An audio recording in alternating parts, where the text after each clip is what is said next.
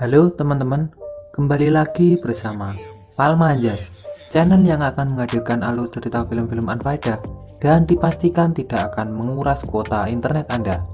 Di kesempatan kali ini, saya akan membahas sebuah film drama romance yang berjudul Life Like yang dirilis pada tahun 2019. Film berdurasi 95 menit ini berkisah tentang pasangan yang tertarik dengan robot yang mirip sekali dengan manusia.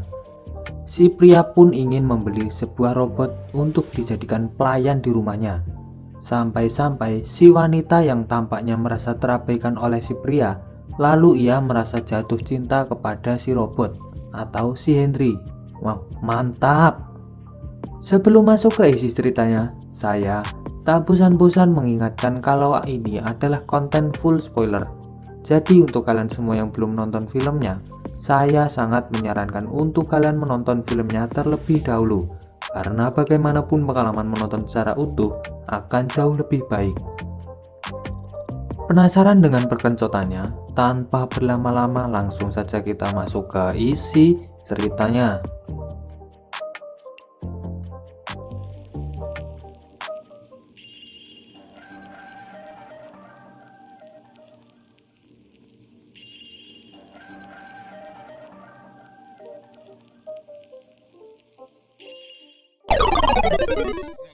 Film diawali dengan diperlihatkan sepasang kekasih bernama James dan Sophie. Hari itu adalah hari pertama James di perusahaan baru karena ia baru saja menerima warisan dari ayahnya menjadi CEO di perusahaan, menggantikan posisi ayahnya. Tak lupa juga pasangan ini mendapat sebuah rumah megah warisan dari ayahnya James. Sebelum pergi, James memberikan sebuah buku kepada Sophie. Sophie terlihat tidak bisa menerima semua ini karena dirinya tidak terbiasa menjadi orang kaya, apalagi memiliki pembantu di rumahnya. Ini dibuktikan dengan pembantunya yang bingung ingin mengerjakan apa, karena setiap pekerjaan yang ingin ia kerjakan selalu ditolak oleh Sophie. Dan Sophie berkata, "Biar aku saja, aku bisa sendiri." Terlihat si pembantu bingung, tetapi Sophie meyakinkan si pembantu dengan berkata, "Aku tahu menjadi pembantu bukanlah mimpimu. Jadi, mengapa kau tidak memberitahu diriku mengenai mimpimu?" Saat malam hari, James baru kembali dari kantor dan dia tidak melihat siapapun di rumah kecuali Sophie sendiri di kamarnya. Dia bertanya kepada Sophie, "Di mana para pembantu?" Sophie berkata, "Aku memecatnya." Lantas, James pun bingung. Sophie pun memberitahu bahwasannya ia memecat mereka dan mengirim mereka untuk mendapatkan mimpi mereka, sekaligus memberikan mereka gaji selama 2 tahun dibayar tunai. Sungguh baik hati sekali Sophie ini. James pun awalnya merasa aneh, namun keahlian Sophie untuk merayu suaminya tidak bisa diragukan lagi. Ia mengeluarkan jurus dengan mengadu cocotnya. Saat itu juga, agar James diam dan tidak banyak bertanya. Esok harinya, saat James sedang melakukan rapat di perusahaannya, ia mendapat telepon yang katanya penting dari istrinya. Di telepon istrinya mengatakan bahwa ia tidak bisa merapikan halaman rumahnya, dan James menerima dan menjawab dengan sabar. Singkat cerita, malam hari saat James yang tak memiliki keahlian untuk menggunakan mesin rumput merasa frustasi akan mesin itu.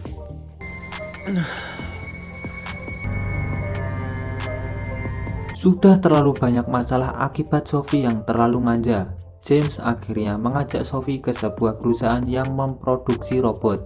Julian memperkenalkan para robot-robot itu. Robot-robot itu adalah terobosan masa depan.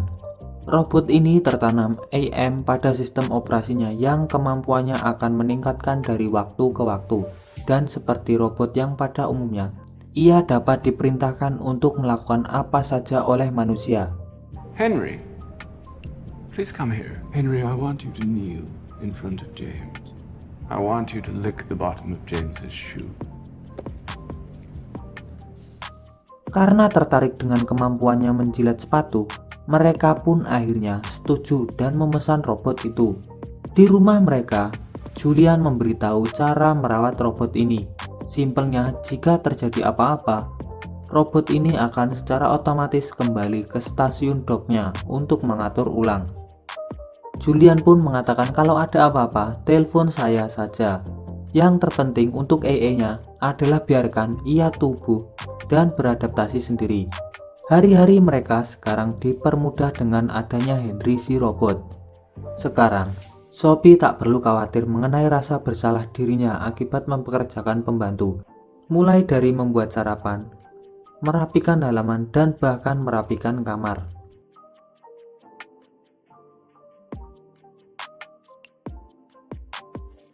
Sophie yang syok berat langsung melaporkan kejadian pengintipannya itu kepada James yang sedang bekerja, dan James dengan sabar menghadapi istrinya yang penuh dengan drama itu.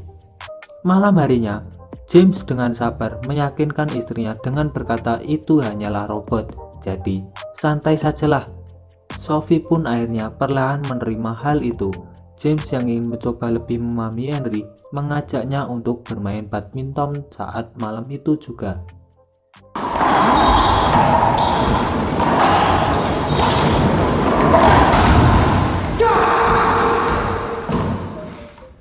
You believe in God? No. In monotheistic religions, he's the creator and ruler of the universe. I like you, Henry. The feeling is very mutual. Hari demi hari, Sophie lebih sering bersama Henry daripada James yang lebih memilih sibuk dengan pekerjaannya. I once had. Do robots have dreams, Henry? No. Would you like me to take a break? Yeah, I would. Can you drink wine, Henry? I suppose I could. Hingga pada suatu hari, ketika Henry dan James sedang memperbaiki mobil, Henry bertanya kepada James mengenai rasa cintanya terhadap Sophie. Me too. Do you feel like your love for Sophie grows with time or fades? Do you feel fears? I believe I'll be obsolete one day, and my keepers may replace me. Malam hari, tiba James dan Sophie sedang asik bermimpi. Sophie mendengarkan suara yang terkesan horor dari luar. Dengan segenap keberaniannya sambil memanggil-manggil nama Henry, Sophie keluar untuk memeriksa hal itu.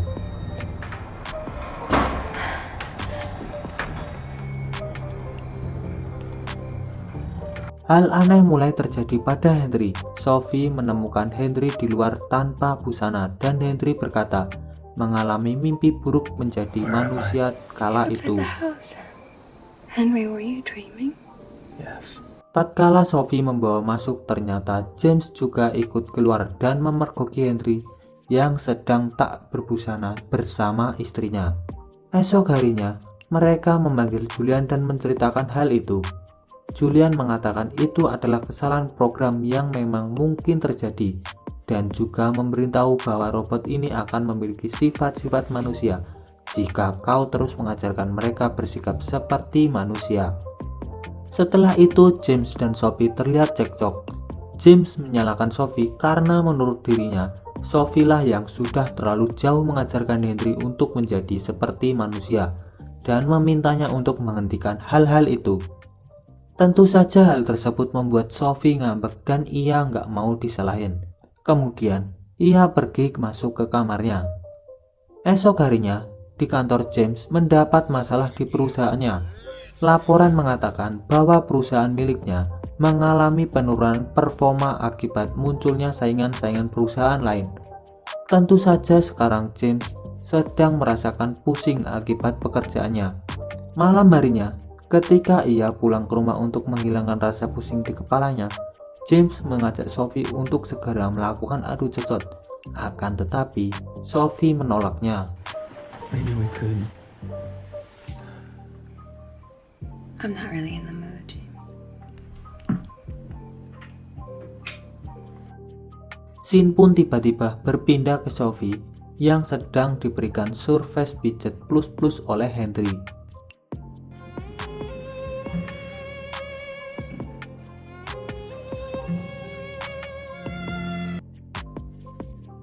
Ternyata itu adalah sebuah mimpi dari fantasi liar yang dimiliki oleh Sophie akibat sudah lama tidak melakukan adu cocok dengan James.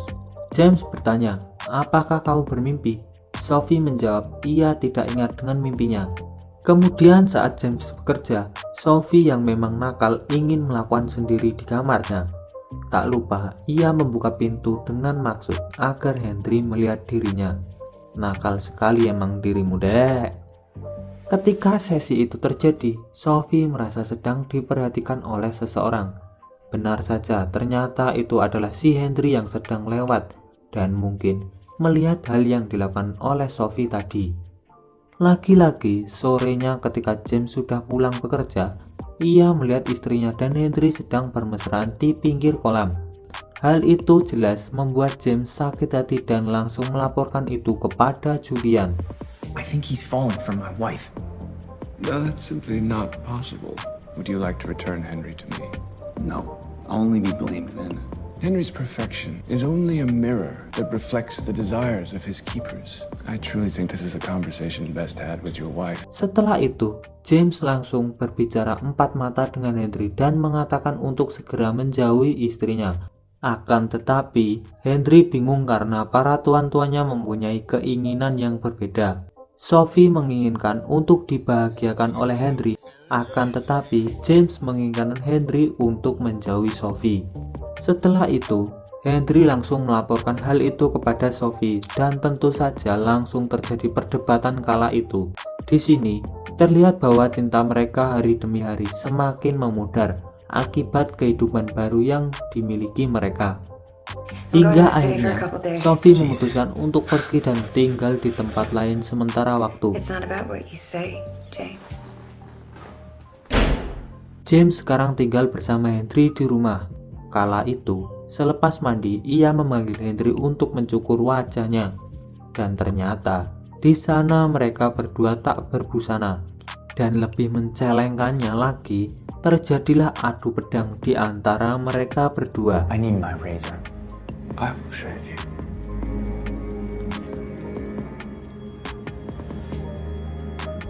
Ketika James di kantor, ternyata Sophie sudah pulang dan langsung menelpon dirinya untuk segera pergi liburan berdua. Mereka pun sepertinya setuju untuk melakukan itu dan lebih lanjut nanti membicarakannya ketika James sudah berada di rumah. Akan tetapi, di sisi lain selagi Sophie menunggu James untuk pulang, ia meminta Henry memijatnya. Close your eyes.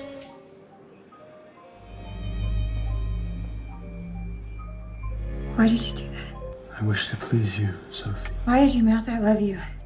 Isn't that how one tells another that they love them? Sepertinya Henry mulai memikirkan rasa cinta akibat selalu diajarkan hal-hal manusiawi oleh Sophie. Sophie yang mendapat ciuman terlihat shock dan langsung menceritakan hal itu kepada James. I wish that game was a fucking shot. He only acts on what we want, Sophie, and you wanted this. No, James, he mouthed I love you just like you do.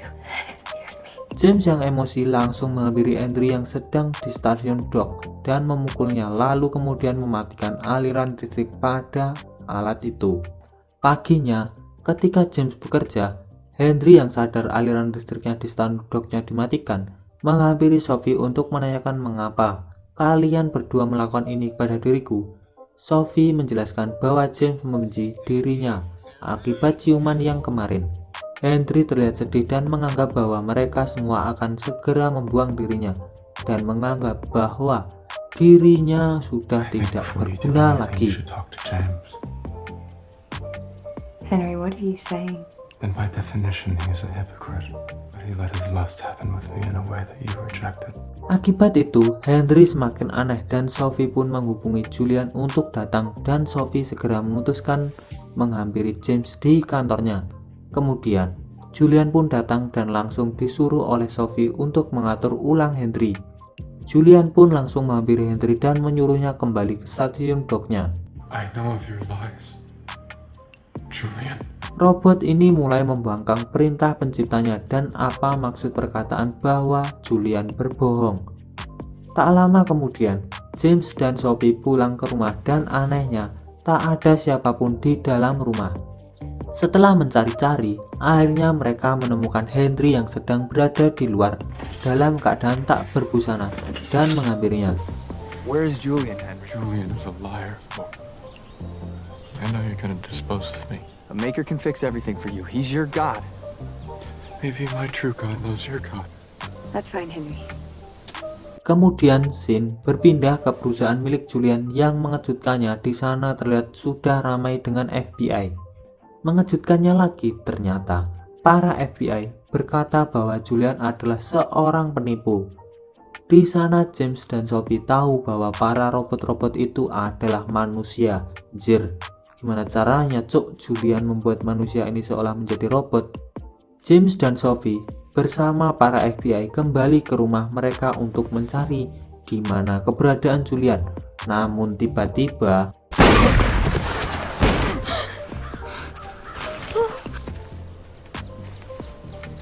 di kala itu juga Julian mengungkapkan yang sebenarnya. Ia ternyata menemukan Henry saat masih berumur 3 tahun dengan keadaan yang tak karuan. Ia pun memberitahu bahwa tujuannya mulia untuk menghapus ketidaksempurnaan manusia yang itu, semua untuk kebaikan kita. Tapi tiba-tiba Henry's human, only better. Don't you see my father was a genius, and I'll do it anyway. Henry langsung menghabisi Julian kala itu juga. Lalu setelah itu Henry langsung pergi untuk melakukan harakiri, yaitu bunuh diri sambil menghadap ke matahari. Setelah melakukan itu, Henry meminta maaf atas segala hal yang telah membuat kehidupan rumah tangga mereka hancur, dan Henry pun pergi untuk selama-lamanya. Scene kemudian berpindah ke 5 tahun kemudian, di mana di sana terlihat bahwa mereka sudah memiliki anak yang bernama Henry juga, dan akan memberitahu kisah kelam mereka kepada anaknya suatu hari nanti. Dan film pun selesai. Go ahead and play with your friend before we have to go. Ending yang sangat-sangat jancuk. Yang jadi pertanyaan editor dan narator sekarang ini, Henry kecil bapaknya yang mana cuk? Terakhir, kira-kira menurut kalian pelajaran apa yang bisa diambil dari cerita film ini? Beritahu saya di kolom komentar, dan terima kasih sudah menonton video ini sampai akhir. Bye bye.